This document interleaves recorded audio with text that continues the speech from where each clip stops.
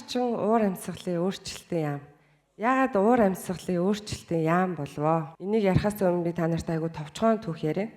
Анх бол байгаль орчны яам бол 1987 онд төр засаг байгаль орчныг бол төр засгийн хэмжээнд, бодлогын хэмжээнд бид нар авч явах хэрэгтэй юм байна гэд төрийн захиргааны байгууллага болгож анх байгуулж исэн байна. Үүнээс хойш цаг хугацааны явцад байгаль орчин аялал жуулчлалын яам, ногоон хөгжлийн яам гэх мэтчлэн бол нэршлүүд нь өөрчлөгдөжсэн байна. Та бүхний мэддгээр 2016 оноос хойш байгаль орчин аялал жуулчлалын яам нэртэйгээр явж байгаад өнгөрсөн оны 7 сараас эхлээд байгаль орчин уур амьсгалын өөрчлөлтийн яам гэдэг нэртэй болсон.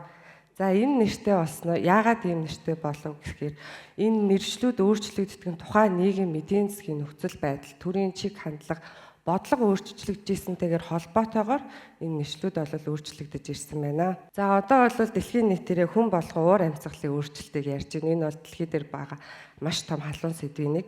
Энэ уур амьсгалын өөрчлөлтөнд яаж бид нар дасан зохицох вэ? Яаж бид нар энийг давж гарах вэ? Яаж төсвөртэй болох вэ гэдгээр улс орнууд дэлхийн нийтээрээ санаа зовж байна. Яагаад гэвэл дэлхий чинь бөөрийн нэгэн цул бид нар энэ дээр амьдарч байгаа нэг төрлийн байгалийн нэг зүйл бид нар энэ дээр ямар арга хэмжээ авах вэ гэдэг ингээд бодлогын төвшөнд бол улс орнууд бол ингээд ярилцаад Парисын хэлтсээр дээр ингээд амлалт үүргүүд өгөөд ингээд оролцож байгаа. За манай Монгол улс уур амьсгалын өөрчлөлт гэдэг энэ үгийг climate change гэдэг үгийг нэрэндээ оруулснараа бид нар манай Монгол улс дэлхийд бид нар энэ асуудалд хэр их ач холбогдол өгж байгаа юм бэ гэдгийг илэрхийлж байгаа нэг илэрхийлэмж энүүгээрээ дамжуулаад олон улсын байгууллагууд бусад улс орнуудтайгаа хамтарч ажиллах маш олон том боломжуудаас нэгдэж идэг. За тэгээ би одоо үргэлжлүүлээ та бүхэнд ерөнхийдөө энэ байгаль орчин уур амьсгалын өөрчлөлтийн яамны бодлогын нэн одоо тэргүүн 3 чиглэлийн талаар маш товчхон танилцуулъя. Мэдээж байгаль орчноо хамгаална. Энэ хамгаалах гэдэг үгний ард маш өргөн юм утга санаа агуулга чиглэлүүд бол явж байгаа. Энэ дээр тусгай хамгаалттай газар, хөрсний бохирдол, усны асуудал, одоо цүйлжилт, хуурайшилт гэд маш олон асуудлууд яригдж байгаа. Нэлээд өргөн цар хүрээг хамарсан юм бодлогын чиглэлүүд энэ зорилго дотор явж идэг. Чиглэл дотор за нөгөө нэг сэдв нь бол уур амьсгалын өөрчлөлтөд дасан зохицох, сааруулах. За энэ дээр бид нар ямар бодлого чиглэл баримталж ажиллах юм бэ? Улс орноо яаж чиглүүлж авч явах юм бэ гэд. Яг одоо бол манай яамны одоо хариуцсан хилтэс газар, манай сайд бүгд ингээд уур амьсгалын өөрчлөлтийн тухай хуулийг өргөн барихаар хичээнгүйлэн ажиллаж байгаа. Чухал сэдв нь бол энэ ногоон технологи инновац гэж байгаа. Дэлхийн нийтээрээ хүлээн зөвшөөрсөн окей уур амьсгалын өөрчлөлт бидэнд тохиолдож байна. Бид нар бүгд мэдэрч байна энийг. Энийг яаж давж гарах юм гэхээр энд нөлөөлж байгаа маш том хүчин зүйл нь хүний хүчин зүйл. Бидний хийж байгаа үйлдэл, бидний энэ байшин, барилга бүх зүйл энэ уур амьсгалын өөрчлөлтөнд маш их нөлөөлж байна. За тэгвэл энэ одоо шинэ гарч байгаа хурдцтай хөгжиж байгаа технологи инновац яаж байгальтаа ээлтэй болох юм? Энэ хуучин уламжлалт аргаараа яваад ах юм бол ирээдүйд бид нар ирээдүй хойч үждэг энэ сайхан байгалаа өглүүлж чадахгүй юм биш үү? Бид нар технологи инновацыг ашиглах юм байна. Дэлхийн нийтээр энийг ирж хайж байна. За би бол өөрөө ногоон технологи инновацийн хилтэст ажилладаг ногоон технологийн цаардсан мэрэгжилтэй. Манай хилцсэн ерөнхий чиг үүрэг бол олон улсын туршлагыг судлах, тэр туршлагуудыг нутагшуулах, Монголдоо ингээд бодлогын хэмжээнд яаж зохицуулах вэ гэдэг. Нөгөө талдаа дотоодын энэ аж ахуйн нэгжүүдийг яаж дэмжих юм бэ бид нар? Яаж бодлохоор чиглүүлж авч явах юм бэ? Ийм технологи инновац дэвшүүлвэл ийм урамшуул журам байна гэд. Одоо манай яамд 2017 онд батлагдсан байгалийн орчиндөө ээлтэй үйл ажиллагаа явуулж байгаа эргэн аж ахуйн нэгжийг урамшуулах гээд ногоон гэрчлэгээ эко тэмдэг олгодог журам байдаг. За энэ журам нь бол манай 17 оноос манай яам энийг ингээд эко байх хэвээр мэн тэмдэг болох хэвээр мэн гэдгийг хараад гаргасан маш сайн журам байгаа. Энэ журамыг одоо яг дахин шинжлэх ажил бол манай хэлц хариуцаад ингээд явж байна. Энэ дээр одоо та бүхэн харсан жүр өөр компанид би ингээд үнэхээр гайхамшигтай тий байгальтай ээлтэй юм үйл ажиллагаа явуулж байна. Энэ дээр төр зэсэг бид нэр тий яамнаас ямар урамшуул өгч болох юм? Эко тэмдэг ногоончлог олгож байгаа энэ зарчмыг нь яаж аж ахуйн нэгжүүдтэй илүү хэлбэр амар болгох юм? Зүгээр онлайнаар хүсэлтээ явуулаад шаардлагатай материалаа өгөөд үнэхээр шаардлага хангасан бол тэр байгууллагт нь өгдөг бай тийм үү?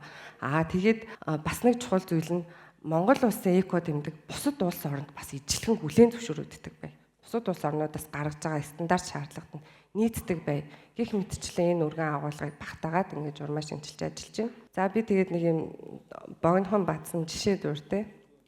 Одоо жишээ нь хот байгуулалт барилга орон сууцчлалтын яам гэж байна. Энэ яам бол бид нар энэ байшин барилгыг энэ хотыг төлөвлөхдөө яаж төлөвлөвөл ямар материал ашиглах юм бол бид нар байгальтаа ээлтэй байх юм бэ гэдэг дээр бодлого боловсруулж ажиллаж байна. Боловсролын яам жишээ нь бид нар яаж ирээдүйдээ байгаль эхтлэгийдээ хайртай иргэнийг төлөвшүүлэх юм бэ гэдэг боловсролын системдээ бид нар яаж суулгах юм бэ гэдэг энэ бодлогыг бодоод боловсруулад ажиллаж байна. Эрчим хүчний яам бид нар сэргийгдэх эрчим хүчээс эрчим хүчийг гаргаж авахдаа яаж өшөөний мэдүүлэх юм бэ? Гэх яамдууд бүгд салбар бүгд байгаль орчиндөө ээлтэй байхын төлөө бодлого боловсруулж ажиллаж байна. За нөгөө талаас манай төрийн бус байгууллагууд маш мундаг том төслүүдийг хэрэгжүүлж байна. Олон улсын байгууллагатай хамтраад одоо та бүхэн түгээмэл мэдэх адапт гэдэг төсөл бас байна тий. За одоо сонсон төрийн банк болон банк бус байгууллагууд маань энэ аж ахуй нэгжүүдэд илүү ногоон болгохын төлөө ногоон зээлийг гаргаж ажиллаж байна. За жүр компанийг харсан үнэхээр мундаг компани байна. Манай аж ахуй нэгжүүд ийм мундаг хичээл зүтгэлтэйгээр байгаль эхтлэгийг хайрлаж оролцож байна. За жирийн нэг иргэд хүртэл тийм үү усны саваа аваад явдаг болж байна. Худалдаа авалт хийхдээ байгаль орчиндөө ээлтэй худалдаа авалт хийж байна. Ингээ бид нар бүгдээрээ хамтдаа хичээж байгаа, зүтгэж байгаа.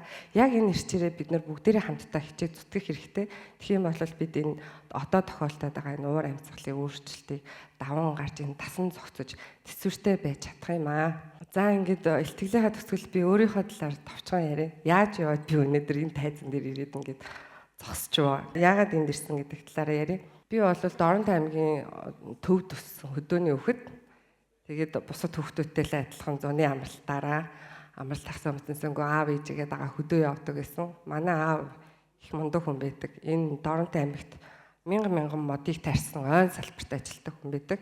Мэдээ орсон цагаас эхлээд өөрийнхөө аавыг дагаж явсан, ааваасаа уламжилж авсан компани одоо болтол ажиллаулдаг. Одоо болтол Дорнот аймагт мянган модыг тарьдаг ийм мундаг бахархмаар хүн байдаг. Тэгээд одоогоос 27 жилийн өмнө би анх 5 настай сургуулийн босгыг халахж байсан. Ингээд сургуулаа төгсөн 15 настай иргэний үнэмлэхгүй аавдаа хөтлүүлээд хамгийн анх Улаанбаатар хотод орж ирж исэн. Гайхамшигтай байсан. Сургуулаа төгссөн залуу хүн болсон гадаад ус руу явж үзхийнсэн, сурахынсэн гэдэг асар их хүсэл тэмүүлэлтэй азтай боломж олдоод би Австрали улсыг зорьсон. Австрали улсад мастерын зэмлэгээ хамгаалаад 9 жил амьдарсан би Австрали улсад. Тэр хугацаанд би маш их юмыг сурсан, ойлгосон, үн цэнийг мэдэрсэн, их нутагтай байхыг, ээж аавынхаа үн цэнийг маш их мэдэрсэн. Ингээ 2 жилийн өмнө би 2 хүүхэдтэйгээ Монголдо буцаж ирээд шууд ээж аавыгаа хөдөө явсан. Тэр Монголын үнэртэй салхи үнэхээр байдаг. Амар гоё мэдрэмж, уужрал, тайвшрал тэр бүх зүйлийг авсан. Тэгээ ингээд зуны 3 сар 2 хүүхэдтэйгээ амьдрал миний баг хүү анх удаага Монголд ирээд цас удсан байдаг. Австрали цас ордоггүй. Ямар гайхамшигтай юм гээл тэр хүүхдийн баярлж байгаа харц марц үнэхээр гайхамшигтай. Тэгээ миний том хүү надаас ирээд удааг байхдаа нэг айгүй юм сонио асуулт асуусан байхгүй. Ээжи би одоо энэ улсын иргэн тий. Би citizen тий. Би энэ улсад ингээ эрхчлөөтэй дураараа амьдарч болно гэд. Тэр асуулт намайг эмзэглүүлсэн, бас баярлуулсан. Айгүй юм сонирхолтой асуулт байсан. Би хүүдээ тийм ээ чи энэ улсын иргэн чи одоо ингээд нөгөө нийтийн тий улсын сургуульд үн төлбөргүй явж болно хинээс ч юунаас ч айжж санаа зовхгүй ингээд чи эх орондоо байгаа гэдэг ойлголтыг тухайн үед хүүдээ өгчээсэн. Тэгээд одоо энэ байгаль орчны салбарт яг ингээд зүрх сэтгэлээсээ чин сэтгэлээсээ өдөр болгон хөдөлмөрлж ажиллаж ирсэн одоо ч ажиллаж байгаа мянган хүмүүс байгаа.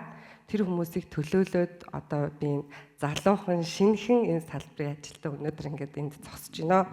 Тэгээ ингээд бүгдээрээ хамтдаа бид бүгд хамтдаа энэ байгаль орчиндөө ээлтэй байхын төлөө хичээцгээе гэж та бүхнээсээ уриалж байна.